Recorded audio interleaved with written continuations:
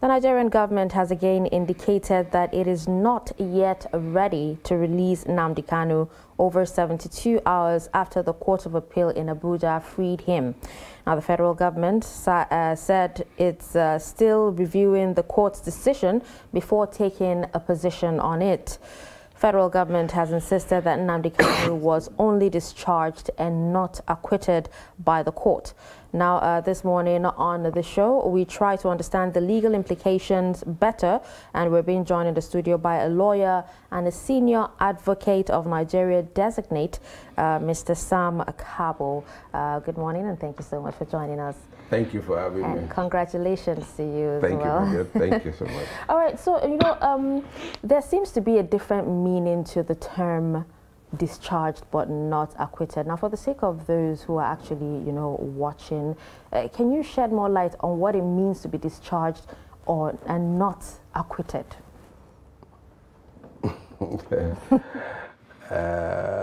Can I say funnily though, that if you were to ask me that question in an exam, I may not have been able to give you the right answer, because really, when they say you're discharged of a charge, meaning that the prosecutor could not prove the charge against you, then obviously you are to be discharged, you know. And if you're discharged, you should be released. You should be acquitted.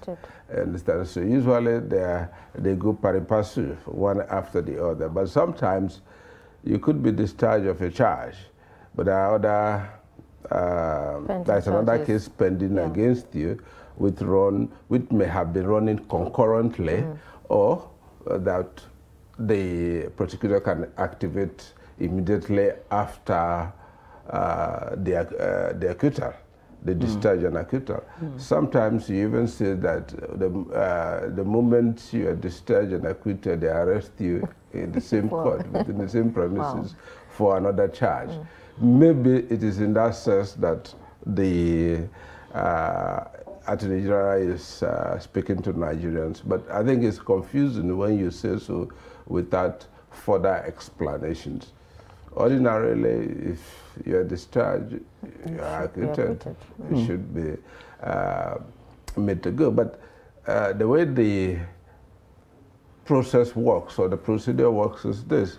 If I have a case against you, I have you in my detention. Of course, before I have you in my detention, there is a detention warrant that gives me the authority to keep you during the pendency of the trial if the person fails to seek bail.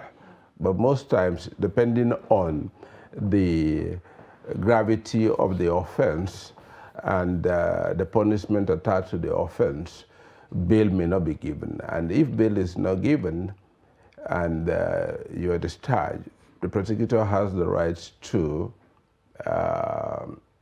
appeal, and they may hold you pending that appeal process.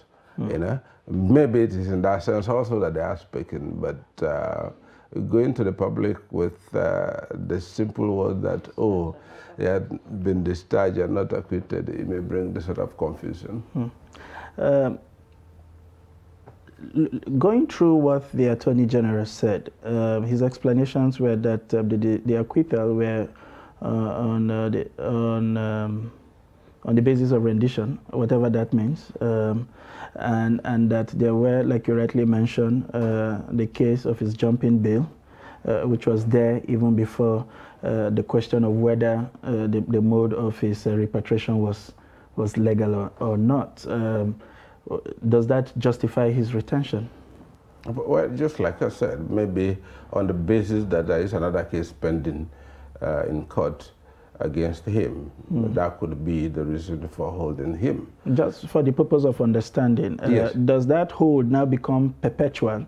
Or at their stipulated period, you should be able to activate the other case pending against it? Or from your knowledge, is there anyone that is pending that Nigerians should understand other than this current? We depend entirely on his own explanation. I'm not part of that process, and we are all getting the same news from the same source. But let's look at it this way.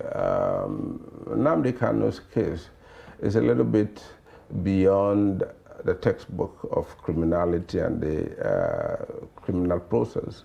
There is a lot of heavy political undertone, and to me, most times, I look at it that way, that judgments or rulings could provide a kind of a leeway for both parties to excuse themselves out of the process.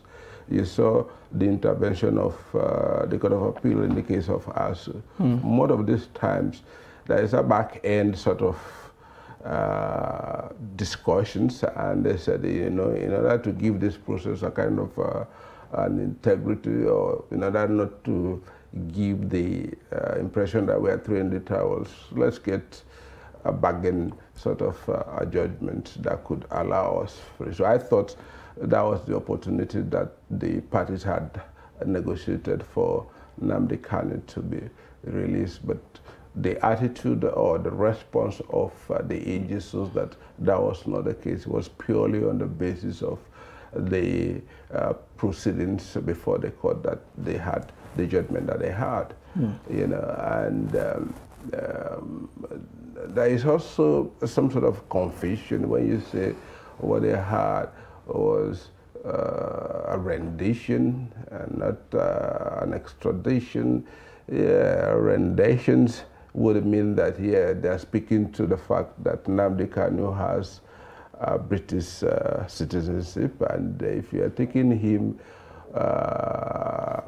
for most of the time, when they say renditions, you speak to a suspect of terrorism, you are not bringing them to try them, but to extract information from them. That's the sort of difference you have between rendition and extradition. Extradition is basically to come and face trial or punishment.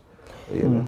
All right. Some people actually seem to think that this judgment, speaks to the independence of the judiciary. Do you agree with that? Definitely, the judiciary should have its own mind and ability to speak truth to power.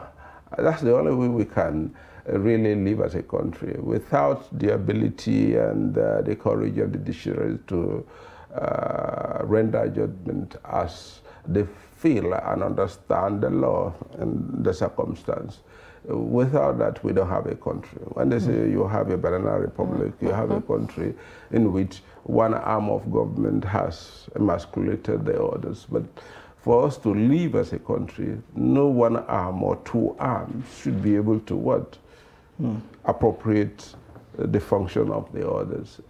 Each one of the people who separated the powers and assigned the personnel to those particular arms, they meant to have a country whereby no one person can turn around and start swallowing Nigerians.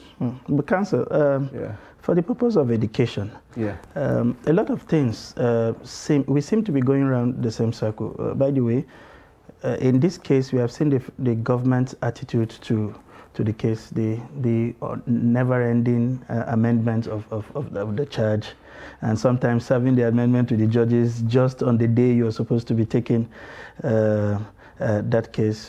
We have also seen what appears to have become a culture of a complete disregard for court pronouncements when it comes to bails or even access to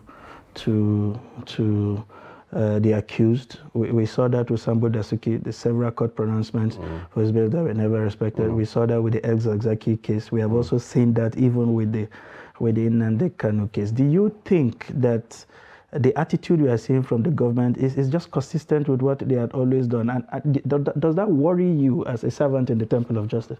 Oh, definitely, because if you do not respect the orders of the court, you don't have respect for Nigerians. The sanctity or the integrity of the entire governance process is dependent on the respect that you have for court judgment, because all disputes are supposed to be what? Resolved by the courts. And if the courts have made their own decisions, it behooves you to respect it. If you don't, as an arm of government, don't respect the orders and decisions of the court, why would you expect the ordinary citizen to do the same? And to me, it is even a disservice to the entire governance process, because without you having an independent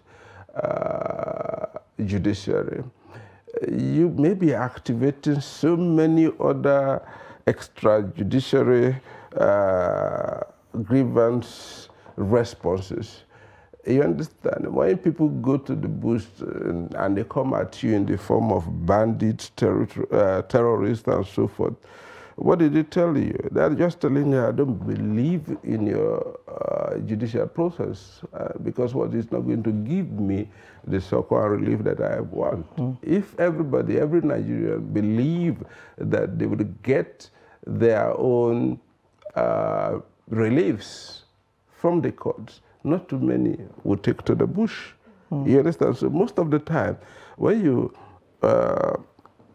tell government that it's in your interest for you to respect and give respectability to that arm of government, they think you are just what, sounding, what would I call it now, populist. But no, the entire European governance system has been able to elevate its own process to where they are today because of what? The respect that they have for the judicial process.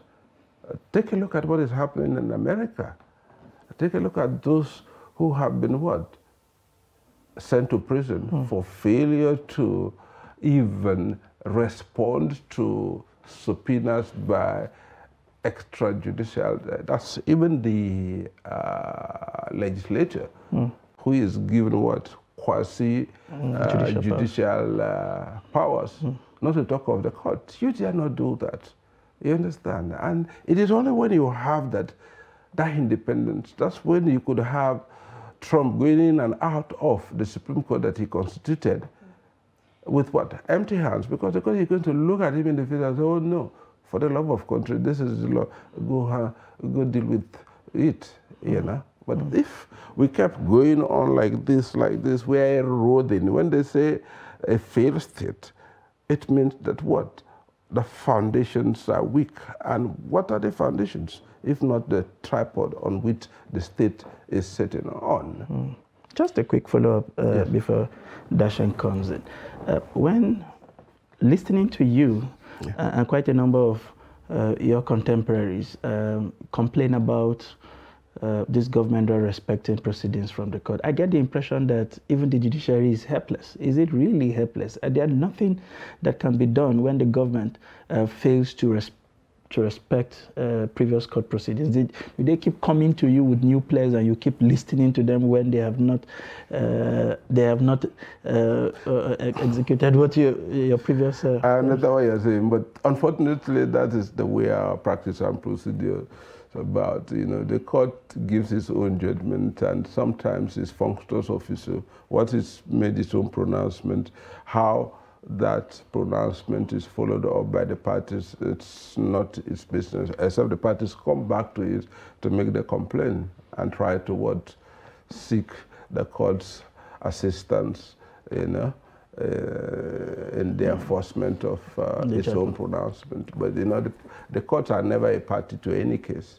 You understand? So when they make their own pronouncement, the benefit of those pronouncements inures in one of the parties, and it's the responsibility of that party to activate that. But unfortunately, the enforcement of judicial pronouncement is also the job of what? The executive.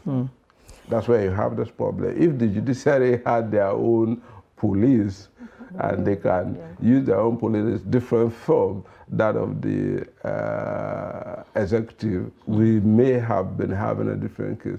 Mind you, like in the US, the sheriff system is a private arm. They earn their living from the enforcement of judgments, and therefore they don't care who you are, be Mr. President. Well, once that order is made, bam. That's it. But we don't have that here. All right, well, the court also accused the federal government of engaging in serious abuse of power, saying you know, it will never shy away from calling the executive to order when it tilts towards executive recklessness. Thank God. Thank God for that. Sometimes these hard-eating statements, if for anything, they give us some form of hope.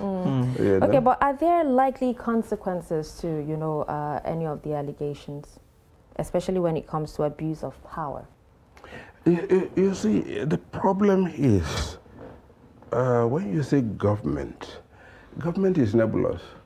Until you have a system and process whereby the actors are followed up with their own demeanors and punished, government will continue to be government, because when you say government does not respect court orders and is abusive of powers, who are you talking about?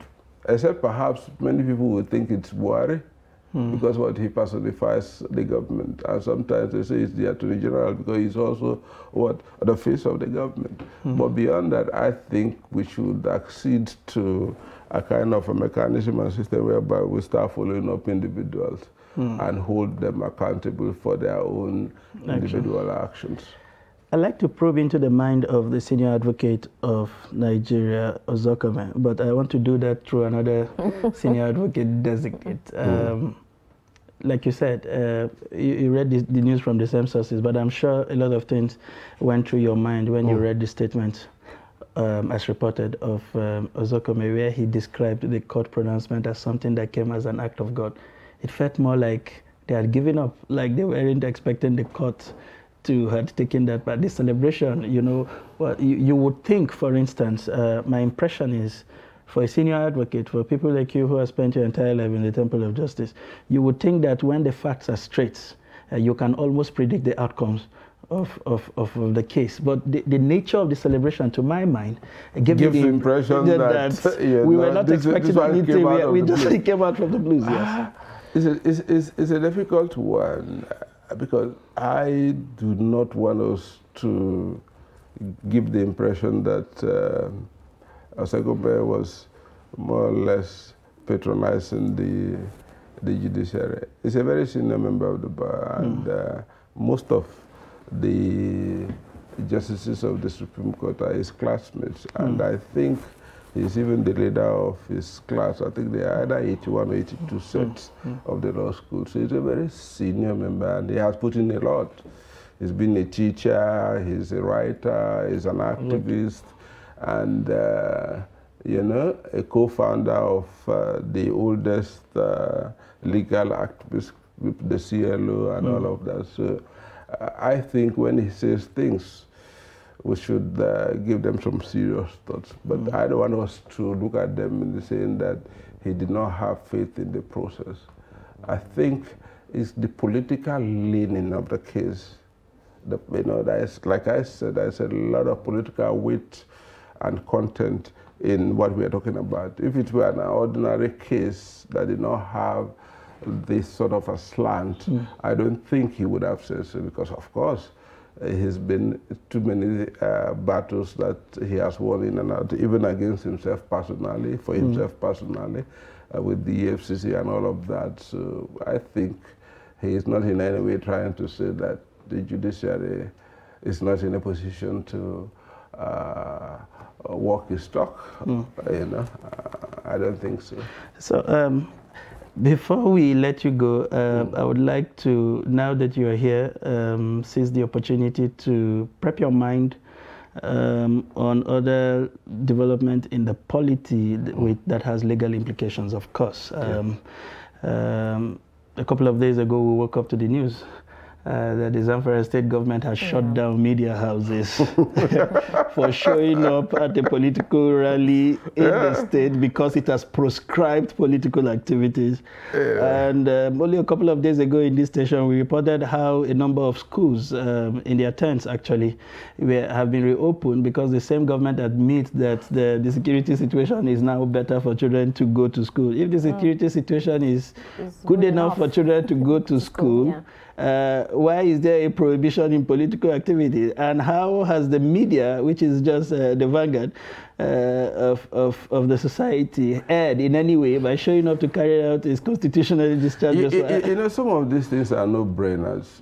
Many of us, we keep making the point that the impunities that are going on in the states are worse than what we ascribe to the federal government. And many of us keep just looking at the federal government, not knowing that the problem of the country is actually residing in the states. The political space, and especially campaigns and rallies, all political activities are regulated by INEC, not the state. And the reason is simple. Without having an independent body to regulate that, you have this sort of situations where somebody will say, oh no, not on my grounds. I won't give you space for you to do your campaign, and if you dare come there, you shut down. How could you do that? You understand? But if for anything, it also calls to attention what I call our own civic culture. We are too conniving in our responses to public infractions. You know, people will just keep heckling aside, grumbling aside without actually confronting the monster. It portends something worse than you think. You know, because it is even this sort of activities that have actually made that state ungovernable. If you go back to the history of the insecurity in the state, you don't need to think twice to know that these are all fall out of what? Bad governance. Okay, now still around, you know, the media, but, you know, connected to the Nmamdi Kanu case. Now, being a democracy, Nigeria's justice system, you know, rests on several important principles, and one of them is open justice, right? Yeah. Now, but what are your thoughts on the decision of the federal government to restrict media coverage, you know, during the trial? Unfortunately, you see, it's a catch-22 here. You know, the grounds or the venue is too tight. Obviously, if you open it to everybody, they will choke out the participants themselves out of space. You understand? But I would have thought that in order to make it open, because open justice simply means that public participation in the process. Why not broadcast it? Exactly. And why not give those who want to broadcast this the access and authority to do so? Because we want to know what is happening. If we were following up what is happening there, we don't need to start going through second-hand sources of information. We would have gotten our own information directly from the proceedings and make up our mind. But now we have to be talking tentatively here because we're not part of it. That's right. Let me say here for the purpose of our viewers at home that we had made repeated efforts to reach the Commissioner of Information in Zamfara State, Mr. Dozara, to be on this show and explain the government's perspective to that decision, even though he had given us his commitment to be on this show this morning. But we can authoritatively tell you at this time that we have not been able to get through to him. So this is not without regards to balancing the perspective. But just to return to you on that, we have seen reactions from professional bodies, including the International Press Council, urging the state government to reverse itself. But if you have made pronouncement outside your powers, do you really need to reverse it? In your mind, should the state institutions like the police make attempts to carry out that instructions, or just simply ignore it? What exactly should be the course of action for? If I were the IG, I would ask my men and women to ignore that, definitely, because that's not within its own purview, and it's encroaching on the democratic space. We are trying to expand the spaces, constricting it, and it is not for a state like Zamfara, the hotbed of war terrorism, for him to start acting, because he needs the, the media anyway. You understand? Without the assistance of the media, we'll be having an uphill battle in fighting terrorism within its grounds. I mean, we all know that the Zamfara state governor was a former member of the Senate. And if you go through the wordings of those suspension, it doesn't give the impression that they were ignorant of what they were doing.